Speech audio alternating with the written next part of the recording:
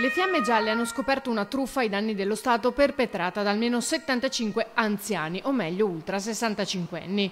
Hanno infatti chiesto e ottenuto un assegno sociale all'INPS in virtù di vari criteri, tra cui una residenza fissa in Italia, quando alcuni di loro per lunghi periodi in realtà vivevano nei rispettivi paesi d'origine, senza però comunicarlo all'ente. Se ci si assenta per più di un mese dal territorio nazionale, infatti, è obbligatorio dirlo. Il motivo è semplice: costo della vita più basso, assegno sociale erogato dall'INPS più pesante. La Finanza ha chiesto all'aeroporto Marco Polo di poter accedere ai dati su partenze e arrivi di 700 cittadini che effettuavano diversi viaggi in paesi dell'Unione Europea e anche extra Unione Europea.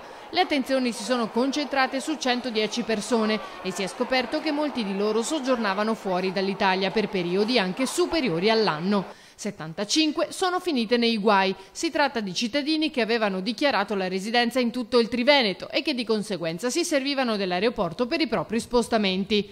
In 10 sono stati denunciati perché le somme indebitamente percepite sono risultate superiori ai 3.900 euro. Gli altri 65 dovranno restituire a rate gli importi degli assegni sociali che non avrebbero dovuto intascarsi e poi pagare una contravvenzione.